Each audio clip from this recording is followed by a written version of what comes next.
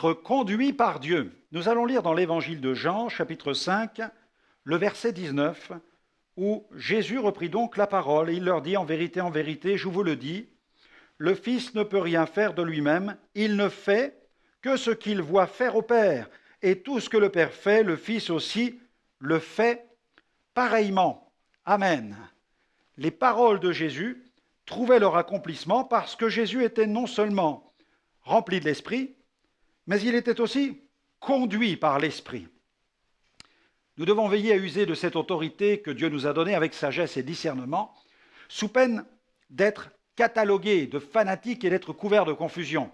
Car il ne suffit pas de dire à un paralytique « lève-toi et marche » pour qu'il marche. Si cette parole d'autorité ne vient pas de Dieu, rien ne se produira. La meilleure garantie pour l'accomplissement d'œuvres puissantes consiste à garder un véritable esprit d'humilité et vivre une vie de profonde intimité avec le Seigneur. Veillons à ne jamais devenir ce que j'appelle des joueurs d'onction comme le fut Samson. L'Éternel dota cet homme d'une grande puissance, mais malheureusement, son manque d'intégrité fut à l'origine de son déclin sur le plan spirituel. Cette intimité avec le Père fut pour Jésus son unique garantie d'inspiration. Alors ne jouons pas à l'apprenti sorcier en nous servant de telle ou telle parole tirée de la Bible. Croissons dans notre communion avec Dieu. Soyons remplis du Saint-Esprit et apprenons à être conduits par lui. Je me trouvais en Uruguay dans le stade municipal de Paysandú et les conseillers prenaient soin de tous ceux qui venaient d'inviter Jésus dans leur vie. Quelques instants encore et nous allions prier pour les malades et j'étais sur le point de reprendre place derrière le pupitre quand soudainement une parole s'est mise à brûler dans mon cœur. Elle résonna en moi comme une parole d'autorité et cette parole était celle-ci. Aveugle, ouvre tes yeux. Craignant que cela vienne de ma chair, j'essayais de chasser cette parole de mon esprit. Je n'étais pas très habitué à ce genre de situation dans mon ministère d'évangéliste. Alors je me suis avancé, j'ai pris le micro et j'ai commencé à prier pour les malades qui avaient pris place par centaines devant la grande estrade dressée pour l'occasion. Et puis cette parole, ouvre tes yeux, brûlait comme un feu. Il fallait que je la prononce, mais j'essayais de résister.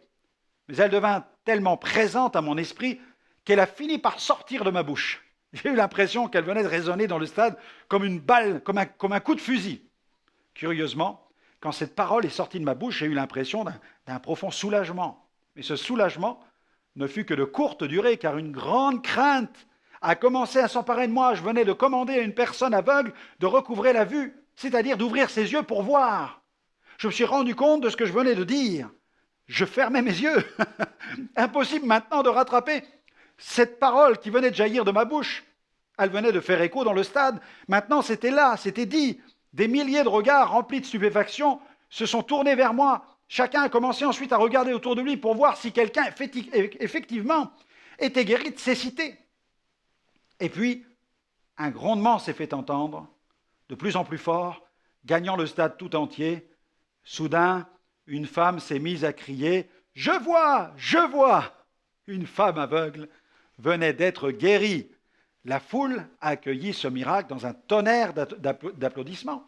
Cette femme avait été conduite par sa fille à la réunion. Sa fille avait eu l'occasion et la conviction que quelque chose allait se produire ce soir-là. Elle a saisi l'occasion. Guérie par la puissance de Dieu, elle est descendue rapidement, elle a descendu les gradins, elle m'a rejoint sur l'estrade, et cette jeune fille essayait tant bien que mal de suivre sa mère. C'était tellement merveilleux à voir. Elle criait derrière sa maman, mais « Maman, maman, vas-tu m'attendre? Attends-moi, attends-moi » Elle avait peur que sa maman tombe des gradins ou tombe dans le stade. Mais cette dame miraculée a rendu témoignage devant plusieurs milliers de personnes. Sa fille était en larmes, elle a confirmé les faits. Le Seigneur avait rempli ma bouche et m'avait conduit à proclamer une guérison. Alors soyons sensibles à la voix de Dieu. Je vous recommanderai cette prière aujourd'hui. Seigneur, je m'en remets entre tes mains. Remplis-moi de ton onction afin que je sache discerner ta voix et que je sache agir seulement lorsque tu le souhaiteras et de la manière que tu voudras.